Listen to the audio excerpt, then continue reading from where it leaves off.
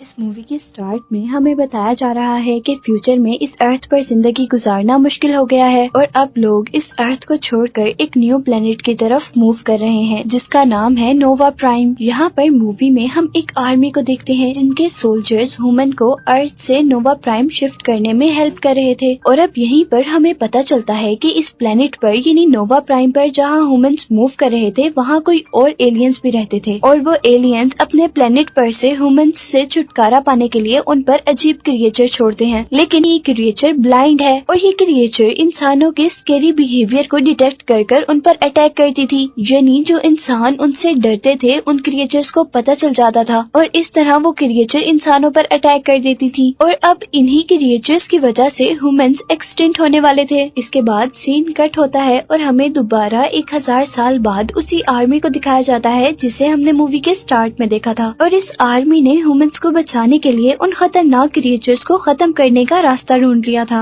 इस आर्मी का कमांडर जिसका नाम साइफर है उसने इन क्रिएचर्स को मारने की एक टेक्निक ढूंढी थी और उसका नाम घूस्टिंग रखा था। इस टेक्निक का यूज करते हुए बगैर डरे उनके पास जाता था तो वो क्रिएचर्स उन्हें डिटेक्ट नहीं कर पाती थी और ऐसे उन क्रिएचर्स के कंप्लीट ब्लाइंड होने पर वो लोग उन क्रिएचर्स को मार दिया करते थे। अब नेक्स्ट सीन में हमें कुछ टीनेजर्स को दिखाया जाता है जो कि रेंजर्स बनने के लिए इंसानों के न्यू प्लेनेट यानी नोवा प्राइम पर ट्रेनिंग ले रहे थे। और इन्हीं बच्चों में अब हम एक लड़के को देखते हैं जिसका नाम किटाई है और यहीं पर हमें बताया जाता है कि ये बच्चा किटाई कमांडर साइफर का बेटा है जिसके बारे में मैंने आपको बताया था कि उसने उन क्रिएचर्स को मारने वाली टेक्निक यानी घूस्टिंग को ढूंढा था और उसी की वजह से अब इस प्लेनेट पर इंसानों की लाइफ सेफ थी। किटाई एक रेंजर बनने के लिए बहुत ज्यादा एम्बिशियस था क्योंकि उसकी बहन उसको बचाते हुए उन क्रिएचर्स के हाथों मारी गई थी और इसीलिए वो बची हुई क्रिएचर से लड़ने के लिए और अपनी सिस्टर का बदला लेने के लिए एक रेंजर बन रहा था। लेकिन एवोल्यूशन डे पर किटाई को बताया जाता है कि वो अपनी बैड परफॉर्मेंस की वजह से एज ए रेंजर सिलेक्ट नहीं हो पाया और इस वजह से अब किटाई बहुत ज्यादा अपसेट हो जाता है। इसके बाद हम किटाई के फादर को देखते हैं जो कि अपने मिशन से वापस अपने घर आए थे। यहाँ साइफर अपनी वाइफ से मिलता है और डिनर के दौरान साइफर अपने बेटे किटाई से पूछता है कि तुम्हारी ट्रेनिंग का क्या बना और इस बात पर किटाई जवाब देता है कि वो एज ए रेंजर सिलेक्ट नहीं हो पाया। लेकिन जैसे ही साइफर किटाई से ये कहता है कि उसे और मेहनत करनी चाहिए तो इस बात पर किटाई को बहुत ज्यादा गुस्सा आ जाता है और वो खाना छोड़कर यहाँ से जाने वाला होता है कि साइफर किटाई को यहाँ पर रोकता है। डिनर के बाद साइफर अपनी वाइफ को बताता है कि वो अब अपने लास्ट मिशन पर जा रहा है कुछ रेंजर्स को ट्रेनिंग देने के लिए और इसके बाद वो अपनी जॉब से रिटायरमेंट ले लेगा। और यहाँ साइफर की वाइफ उसे कहती है कि तुम्हें किटाई को अपने साथ लेकर जाना चाहिए ताकि वो ये सीख सके कि एक रेंजर कैसे बना जा सकता है। और यहीं पर वो साइफर को ये भी बताती है कि किटाई अभी तक अपनी सिस्टर की डेथ का ब्लेम अपने आप को देता है। अब नेक्स्ट डे हम देखते हैं कि साइफर और किटाई अपने नेक्स्ट मिशन के लिए तैयार थे और उनके जाने से पहले साइफर के पास एक रेंजर आता है जिसकी एक टांग नहीं थी और वो रेंजर अपनी एक टांग पर ही खड़े होकर साइफर को सल्यूट करता है क्योंकि जंग के दौरान साइफर ने उसकी जान बचाई थी और अपने फादर की इतनी रिस्पेक्ट देखकर किटाई को बहुत अच्छा फील होता है। यहीं पर हम देखते हैं कि रेंजर्स उस क्रिएचर को अपनी शिप में लोड कर रहे थे ट्रेनिंग पर्पस के लिए। वो स्पेस शिप नोवा प्राइम से एक न्यू प्लेनेट के लिए टेक ऑफ करती है और रास्ते में साइफर अपने बेटे किटाई से कुछ देर आराम करने के लिए कहता है। लेकिन उस स्पेसशिप की सीट्स अजीब होने की वजह से किटाई को नींद नहीं आ रही थी और अब किटाई अपनी सीट से उठकर स्पेसशिप की उस तरफ जाता है जहाँ पर उस क्रिएचर उर्सा को बांधा गया था। लेकिन यहाँ पर एक रेंजर किटाई को उर्सा के पास जाने से रोकता है लेकिन पास बैठा हुआ रेंजर का ग्रुप उसे अलाउ करता है कि वो उर्सा के पास चला जाए ये देखने के लिए कि क्या वो भी अपने फादर की तरह बहादुर है। और जैसे ही किटाई उर्सा के पास जाता है उर्सा उसके डर को स्मेल कर लेती है और गुस्से से अपने आप को छुड़वाने की कोशिश करती है। लेकिन उसी दौरान साइफर जागता है और वो नोटिस करता है कि शिप में कुछ गड़बड़ हो गई है। वो अपनी ड्रिंक की हेल्प से शिप की ग्रेविटेशनल फोर्स को चेक करता है और साथ ही उसे फील होता है कि शिप में कुछ बंद है। यहाँ किटाई अपनी सीट पर बैठकर अपनी बेल्ट बांध लेता है और साइफर पायलट के पास जाता है और यहीं पर हम नोटिस करते हैं कि वो शिप एक एस्ट्रॉइड शॉवर के अंदर गलती से एंटर हो गई है जिसकी वजह से शिप बहुत ज्यादा डैमेज हो जाती है जिसकी वजह से वो अपनी मंजिल तक भी नहीं पहुंच सकती थी और अब उन्हें करीब ही कोई ह्यूमंस के लिए सूटेबल प्लेनेट ढूंढना था।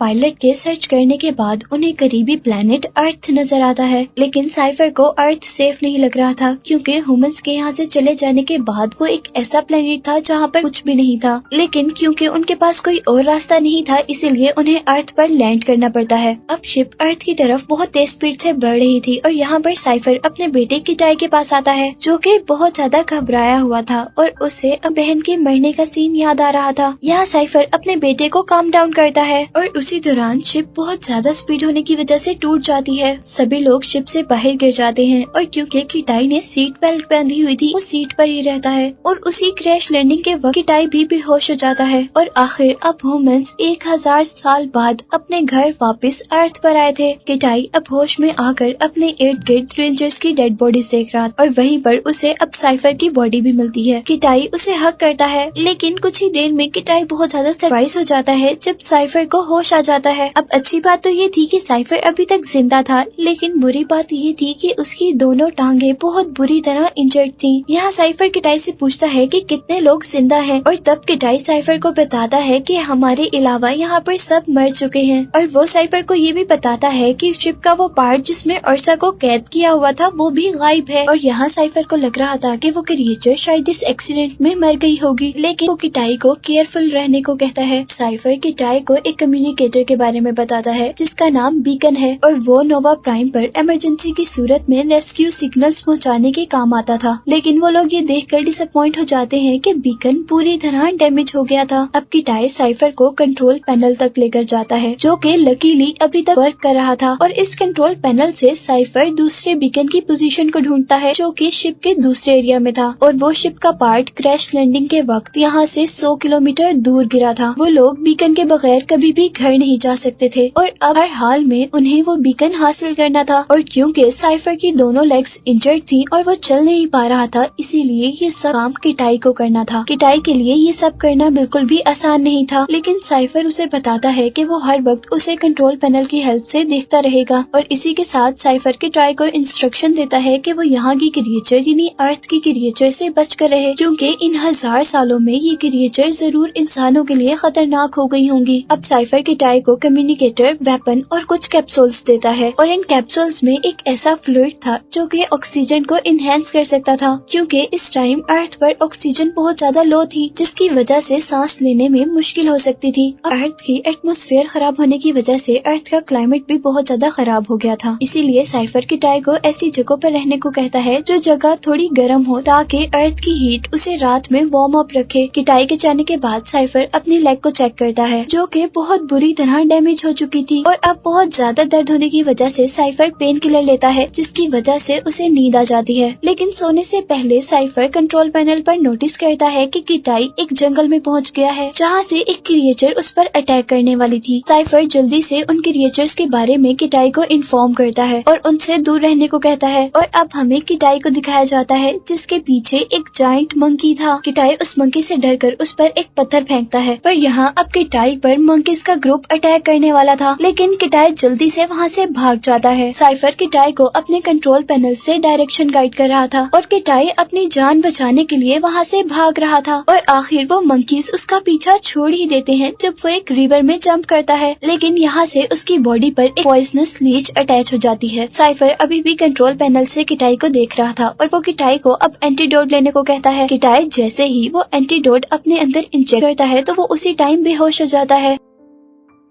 अब कुछ देर बाद साइफर किटाई को जगाता है, क्योंकि अर्थ का टेम्परेचर बहुत ज्यादा डाउन हो रहा था और उसे रात होने से पहले पहले अर्थ के किसी हॉट स्पॉट की तरफ जाना था, अगर वो फ्रीज होकर मरना नहीं चाहता था। तो अब किटाई जल्दी से अपनी जान बचाने के लिए किसी हॉट स्पॉट की तरफ भागता है और दूसरी तरफ हम साइफर को देखते हैं जो कि अपनी सर्जरी कर रहा था। पर इस दौरान साइफर को लग रहा था कि अब वो और जिंदा नहीं रह पाएगा, इसीलिए अब वो मरने से पहले अपनी फैमिली की कुछ मेमोरीज देखता है। और यहीं पर दूसरी तरफ किटाई भी कुछ अच्छी पोजीशन में नहीं था, क्योंकि उन मंकीज से बचते हुए उसके 2 ऑक्सीजन कैप्सूल डिस्ट्रॉय हो गए थे और अगर उसे जिंदा रहना था तो उसे जल्द ही अपनी डेस्टिनेशन तक पहुंचना था। यहाँ साइफर किटाई से उसकी कंडीशन पूछता है और यहाँ वो साइफर को झूठ बोल देता है कि हर चीज ठीक है। अब रात हो जाती है और किटाई को हम सेफली एक केव में देखते हैं और यहाँ किटाई साइफर से सवाल करता है कि आपने घोस्टिंग टेक्निक कैसे ढूंढी थी। और यहाँ साइफर उसे बताता है कि जब वो कहीं जा रहा था तो एकदम से उसके सामने एक अर्सा अपेयर हुई और साइफर अर्सा को देखते ही डर के वहीं पर खड़ा हो गया और अर्सा अपनी अजीब सी आवाज से उसके शोल्डर के पास शाउट करने लगी और इसी दौरान अचानक वो दोनों एक रिवर में गिर गए। साइफर उसे बताता है कि रिवर के बॉटम में अर्सा उसकी बॉडी के ऊपर थी और वो साइफर को खाने ही वाली थी। उस टाइम मैंने अपनी डेथ को एक्सेप्ट कर लिया और इसीलिए मेरे माइंड से सारा डर खत्म हो गया। और क्योंकि साइफर का डर खत्म हो गया था तो अर्सा उसे देख नहीं पाई और साइफर ने इजीली उसे मार दिया। और यहाँ अब किटाई को पता चल गया था कि ट्रिक सिर्फ ये थी कि उन्हें डरना नहीं था। किटाई अपने फादर की स्टोरी सुनते सुनते ही सो जाता है। नेक्स्ट मॉर्निंग अब किटाई अपनी जर्नी कंटिन्यू करता है और दूसरी तरफ साइफर को अर्सा की प्रेजेंस फील होती है और यहीं पर किटाई अब एक हाई वाटरफॉल तक पहुँचता है जिसे क्रॉस करने के बाद ही वो अपनी डेस्टिनेशन तक पहुँच सकता था। इस पॉइंट पर आकर साइफर किटाई से पूछता है कि उसके ऑक्सीजन कैप्सूल्स कितने हैं और किटाई उसे ये बताते हुए बहुत एम्बेरस होता है कि उसके पास सिर्फ 2 कैप्सूल रह गए थे। और अब साइफर किटाई को उसका मिशन वहीं पर छोड़ देने को कहता है। किटाई को इस टाइम वो वाकया याद आता है जब उसकी सिस्टर ने उसे अर्सा से बचाया था और अब वो बहुत ज्यादा दुखी हो गया था और गुस्से में वो अब साइफर से कहता है कि वो बुज़दिल नहीं है और यही कहते साथ ही वो उस वाटरफॉल से जंप कर देता है और जंप करते साथ ही वो अपने सूट को as a guide direction use कर रहा था। अब इससे पहले कि वो बॉटम तक पहुंचता है यहाँ पर एक बहुत ही बड़ा बर्ड उस पर अटैक कर देता है और इसी वजह से उसका कम्युनिकेटर भी टूट जाता है जिसकी वजह से वो साइफर से कांटेक्ट में था। कुछ देर बाद किटाई को एक बर्ड के नेस्ट में होश आता है और यहाँ पर किटाई के इर्द गिर्द छोटे छोटे चिक्स थे। किटाई जैसे ही उस नेस्ट से बाहर निकलता है तो एक लेपर्ड उस पर अटैक कर देता है। किटाई अपनी जान बचाने के लिए लेपर्ड से लड़ता है लेकिन इस लड़ाई के दौरान सारे ही चिक्स मर जाते हैं और अब किटाई उस बर्ड से बचने के लिए और अपनी जान बचाने के लिए वहाँ से भागता है। यहाँ दूसरी तरफ हम देखते हैं कि साइफर सैटेलाइट मॉनिटर से किटाई को ढूंढ रहा था लेकिन किटाई के मिलने के बजाय उसे 2 ऑफिसर्स मिलते हैं जो कि ट्री से लटके हुए थे और इससे उसे पता चला था कि वो अर्सा अभी भी जिंदा है। इस सब के बाद हम दोबारा किटाई को देखते हैं जो कि एक केव में आराम कर रहा था और अब वो यहाँ पर एक मैप बनाता है जिसकी हेल्प से वो टेल की डायरेक्शन ढूंढ सके। नेक्स्ट मॉर्निंग अब किटाई अपनी जर्नी कंटिन्यू करता है लेकिन यहाँ वो बर्ड भी उसका पीछा कर रहा था और अब इसी दौरान किटाई को सांस लेने में भी मुश्किल हो रही थी और इसीलिए अब वो अपना आखिरी ऑक्सीजन कैप्सूल लेता है और उसके बाद किटाई एक बोट बनाता है और उस बोट पर सफर करते करते किटाई को नींद आ जाती है और जैसे ही किटाई की आंख खुलती है तो वो नोटिस करता है कि अर्थ का टेम्परेचर बहुत ही ज्यादा डाउन हो गया है और उसके इर्द गिर्द हर चीज फ्रीज हो गई है और अब यहाँ पर किटाई सर्दी की वजह से बेहोश हो जाता है और हम देखते हैं कि किटाई को कोई अजीब सी चीज अपनी तरफ खींचती है।